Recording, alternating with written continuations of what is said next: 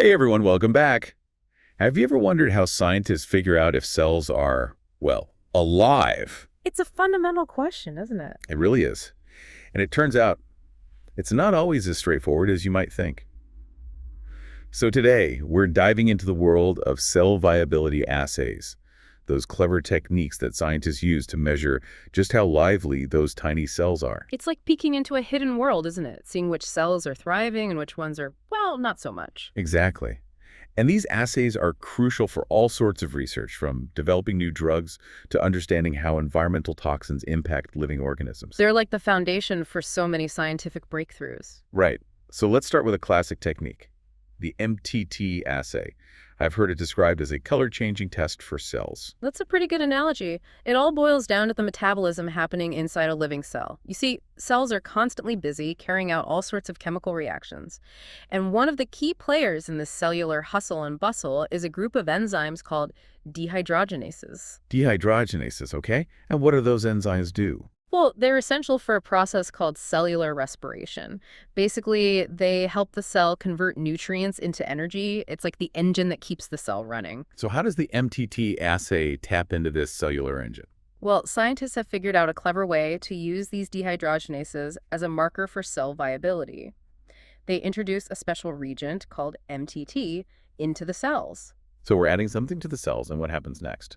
If the cells are alive and those dehydrogenases are active, they'll interact with the MTT reagent and transform it. Transform it how?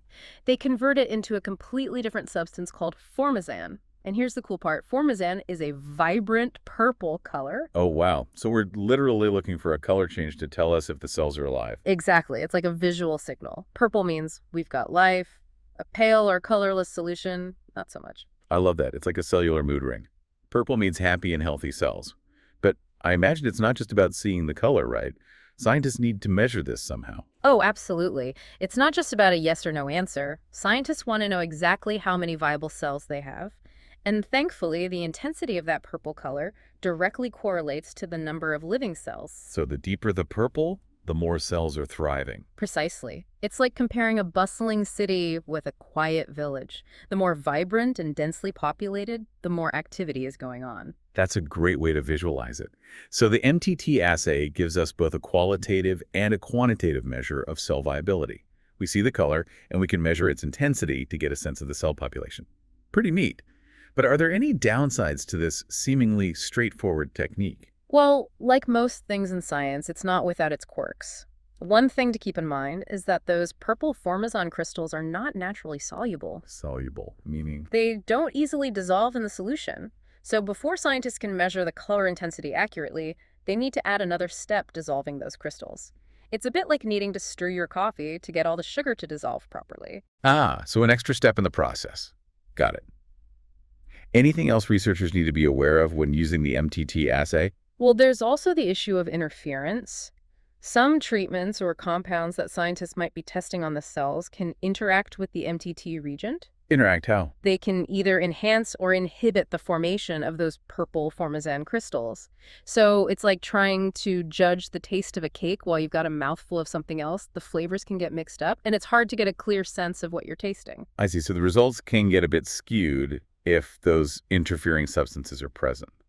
So while MTT is a classic and widely used technique, it's not a perfect one-size-fits-all solution. Exactly. Scientists need to carefully consider their experimental setup and choose the assay that best suits their needs. Now, I've heard there's another assay that's similar to MTT, but with some improvements, the WST assay. How does that one work? It's like MTT's more refined cousin, in a way. It still relies on a color change to indicate cell viability, but it uses a slightly different type of reagent. Okay, so instead of MTT, we're using a water-soluble tetrazolium salt.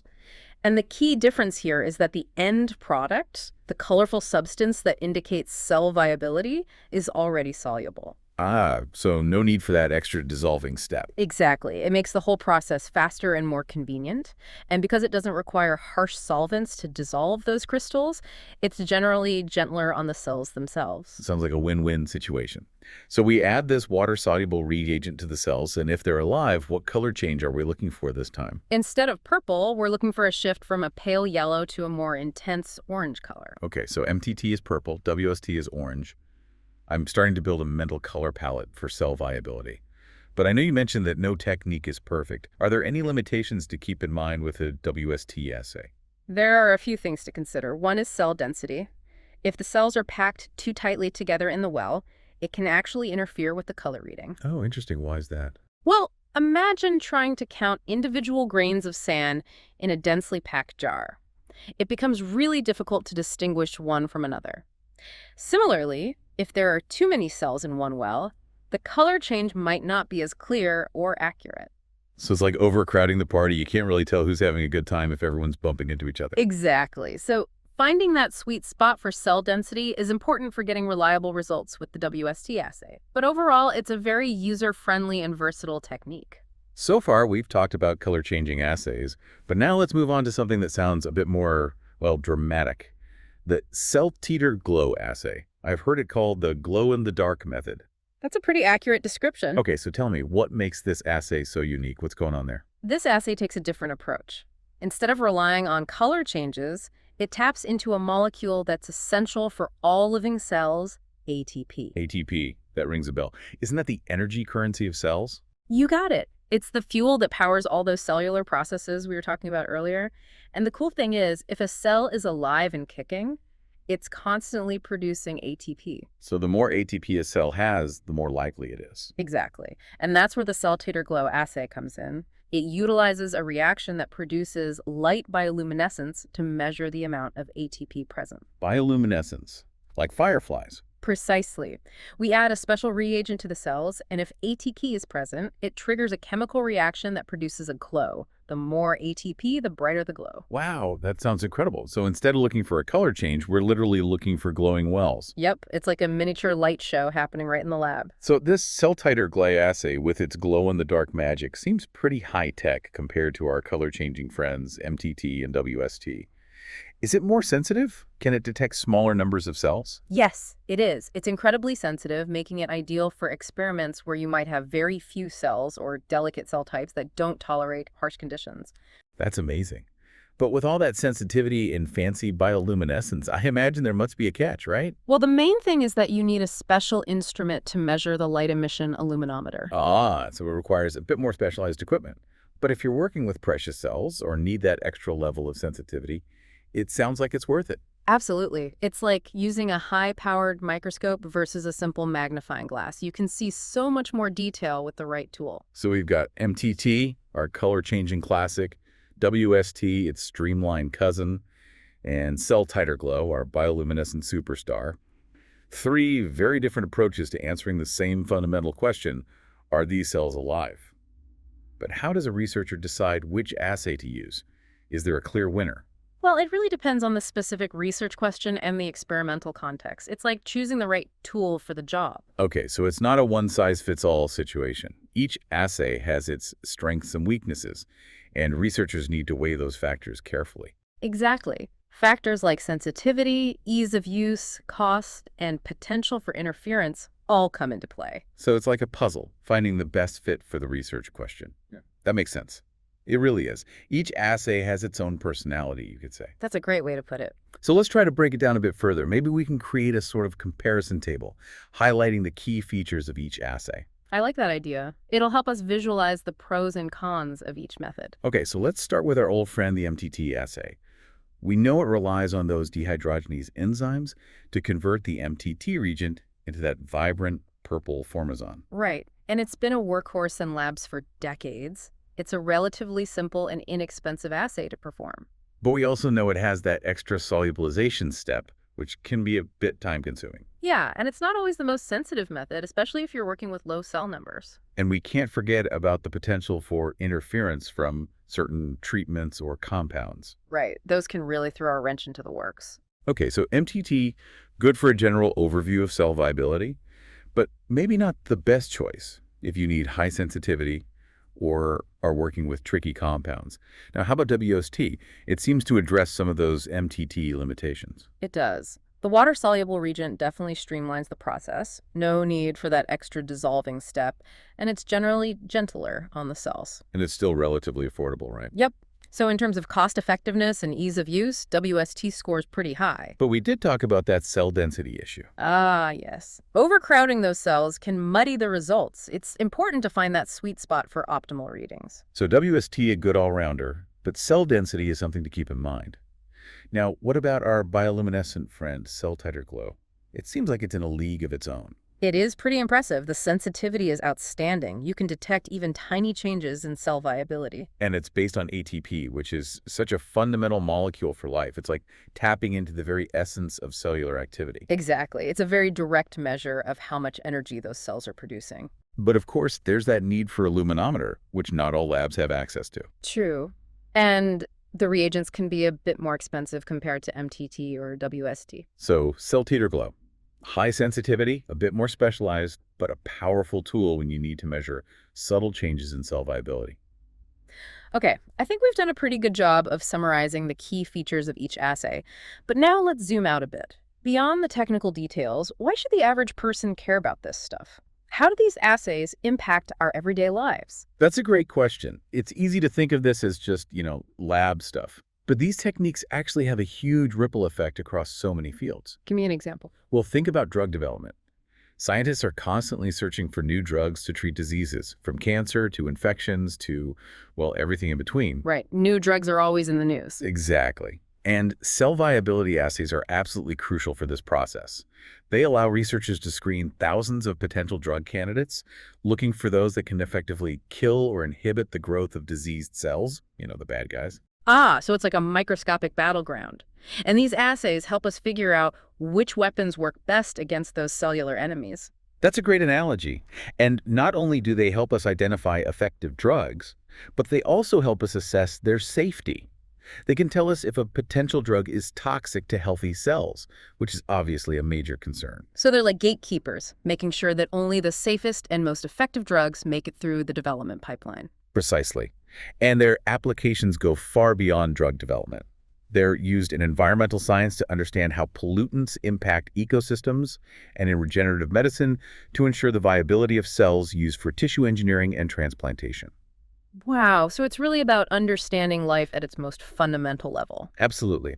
And that knowledge has implications for everything from human health to the health of our planet. Now, I know we talked about the importance of controls when designing experiments. Can you remind our listeners why those are so crucial, especially when we're talking about cell viability assays? Oh, absolutely. Controls are like the foundation of a well-built house. Without them, everything can crumble. They provide a baseline for comparison and help us rule out any confounding factors that might be skewing our results. So it's all about making sure we're not jumping to conclusions based on faulty data. Exactly. Imagine you're testing a new fertilizer on your plants. You wouldn't just add the fertilizer to all your plants and call it a day, right? Right. You'd need a comparison group. Exactly. You'd need a control group of plants that don't receive the fertilizer, so you can see if the fertilizer is truly making a difference in their growth. It's the same principle with cell viability assays. So what kinds of controls might researchers use in these experiments? Well, let's say you're testing a new anti-cancer drug on a group of cells. You definitely want a negative control group. Negative control meaning? These cells don't receive the drug treatment. They're just growing under normal conditions. This gives us a baseline for comparison. It tells us how the cells behave when they're not exposed to any external factors. Got it. So it's like our business as usual group. Right. Then you'd also want a positive control group. And those cells would. Receive a treatment that's known to kill or inhibit cell growth. So something that we know for sure will impact their viability. Exactly. This confirms that the assay is working properly and can detect changes in cell viability. If our positive control doesn't show any change, then we know something's wrong with our experimental setup. It's like a built-in quality control check. Precisely. And sometimes researchers might also include a vehicle control group. Vehicle control, what's that? Well, often drugs or treatments need to be dissolved in a solution, like water or ethanol, before they can be added to the cells. This solution is called the vehicle. Okay, so it's like the delivery system for the drug. Right.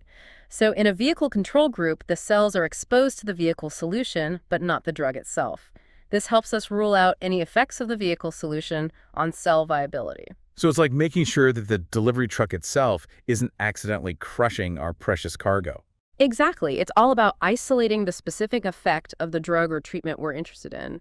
And these controls, they might seem like minor details, but they're absolutely essential for ensuring the accuracy and reliability of our results. It's like building a strong argument. You need solid evidence to support your claims. And in science, controls provide that crucial evidence. Couldn't have said it better myself. But we've covered a lot of ground today. We've explored the ins and outs of 3 key cell viability assays, from color-changing reactions to glowing wells. We've delved into the importance of controls and seen just how far-reaching the applications of these techniques are. It's been a fascinating journey into the microscopic world of cells and the ingenious ways scientists study them. It really has. And you know what? It makes me wonder, what does the future hold for this field? Are there any new and exciting techniques on the horizon? Oh, absolutely. The field of cell biology is constantly evolving. So what might we see in the coming years? Well, one area that's really taking off is the development of high-throughput screening methods. Imagine being able to test thousands, even millions of compounds simultaneously. Wow, that sounds incredibly efficient. It is. It's revolutionizing drug discovery and allowing us to explore a vast chemical space in search of new and innovative treatments. And what about those real-time monitoring techniques you mentioned earlier? Are those becoming more accessible? They are. There are now instruments that can track changes in cell viability over time without having to, constantly take samples or disrupt the cells. So it's like having a live feed of what's happening inside those cells. Exactly. It's giving us a much deeper understanding of how cells respond to different stimuli and treatments, and it's opening up new avenues for personalized medicine. It's incredible to think about how far we've come in our ability to study and understand cells. It really is a testament to human ingenuity and the power of scientific exploration. I couldn't agree more. And I have a feeling that the next few decades will bring even more amazing discoveries in the field of cell biology. I can't wait to see what the future holds. Well, I think that wraps up our deep dive into cell viability assays for today. It's been a pleasure exploring this fascinating topic with you. The same here. And a huge thank you to our listeners for joining us on this cellular adventure. We hope you learned something new and maybe even sparked a bit of curiosity about the amazing world inside those tiny cells. It's a world worth exploring. It really is. Well, that's all the time we have for today. It's been a pleasure chatting with you. As always, thanks for sharing your expertise with us. You're welcome. And to our listeners, thank you for tuning in to Podcast Learn and Fun. We hope you enjoyed the journey of learning. If you like our videos, please subscribe, click the like button, comment, and share. See you next time.